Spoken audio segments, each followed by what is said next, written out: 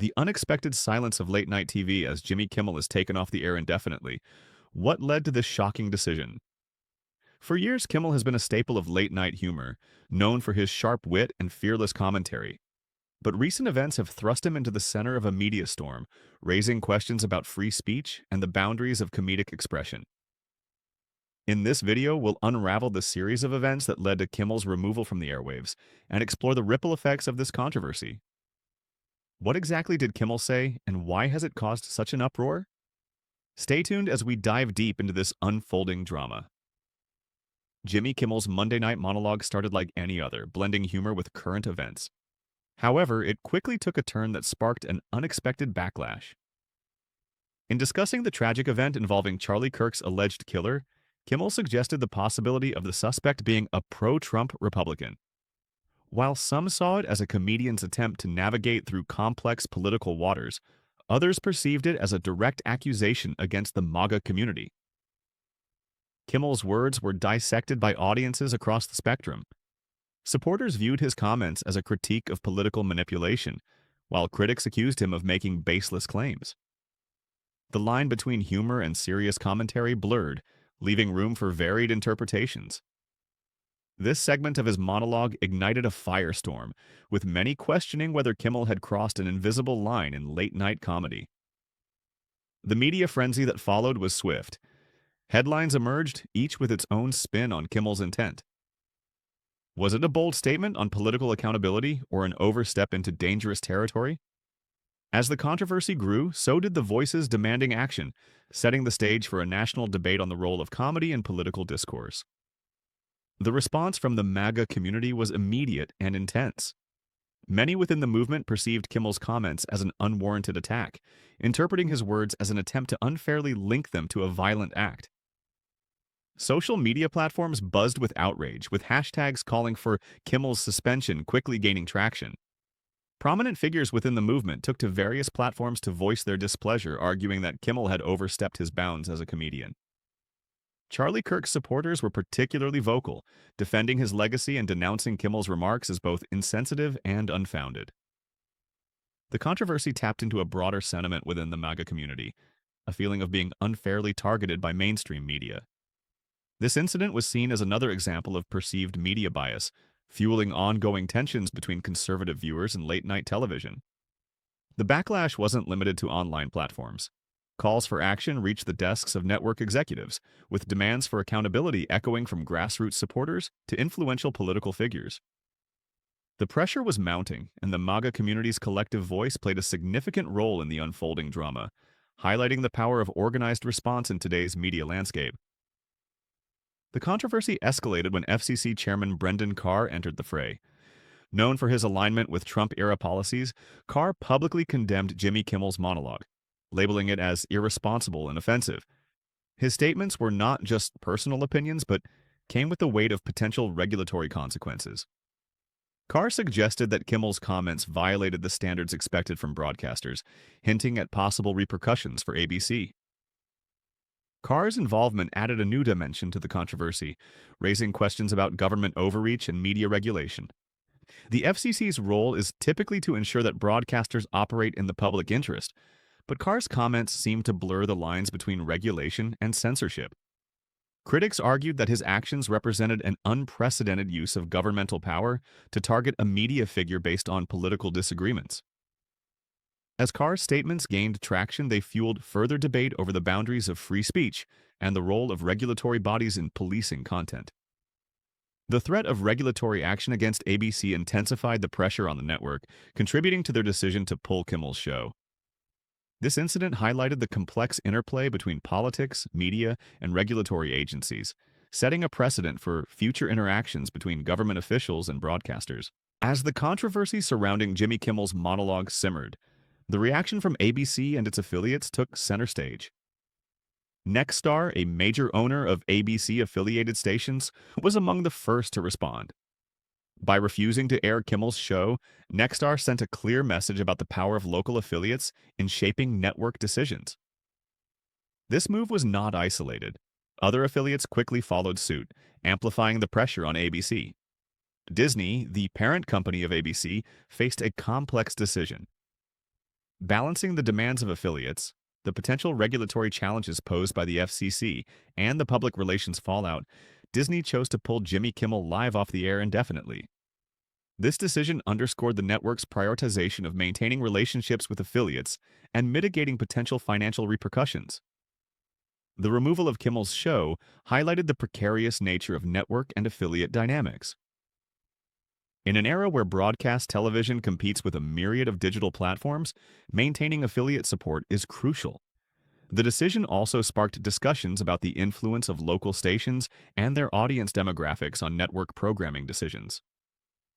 This incident served as a reminder of the intricate ecosystem within which television networks operate, where a single controversy can ripple through layers of corporate and affiliate structures, ultimately affecting the content delivered to viewers nationwide. The public and media response to Jimmy Kimmel's suspension was as polarized as the initial controversy. Late-night hosts and media personalities weighed in, some defending Kimmel's right to free speech, while others questioned the appropriateness of his comments. This divide was mirrored in public opinion, with heated debates erupting across social media platforms and forums.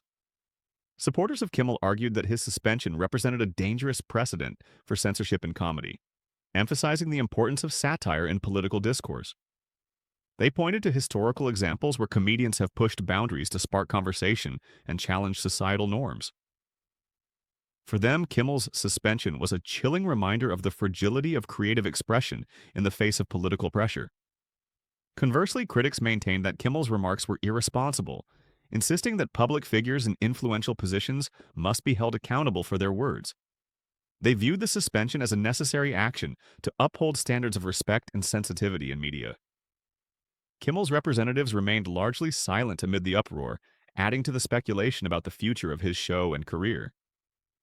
The lack of an official statement fueled further media speculation, with analysts debating whether Kimmel would apologize or stand by his comments. This section of the controversy underscored the broader cultural tensions surrounding free speech and accountability, highlighting the ongoing struggle to balance comedic expression with societal sensitivities. The discourse extended beyond Kimmel, touching on the roles and responsibilities of comedians in the modern media landscape. The suspension of Jimmy Kimmel Live has prompted a significant conversation about the future of late-night comedy. In a landscape where political divisions frequently intersect with entertainment, comedians find themselves navigating increasingly complex waters. Kimmel's situation serves as a case study in the challenges faced by entertainers who blend humor with political commentary. The incident raises critical questions. How far can comedians go in their critiques before crossing a line? What responsibilities do they have in ensuring their content is both impactful and respectful? These questions are not only relevant for Kimmel, but also for his peers in the industry who must consider the potential repercussions of their content. Late-night television has long been a space for pushing boundaries and challenging the status quo, yet the current climate demands a more nuanced approach. Comedians must balance the desire to engage audiences with the need to avoid alienating viewers or inciting backlash. This balancing act is further complicated by the rapid spread of information and the heightened scrutiny from both audiences and regulatory bodies. The evolving media environment, with its myriad platforms and diverse audiences, presents both opportunities and challenges for late-night hosts. As they strive to maintain relevance and influence, they must also adapt to changing societal norms and expectations.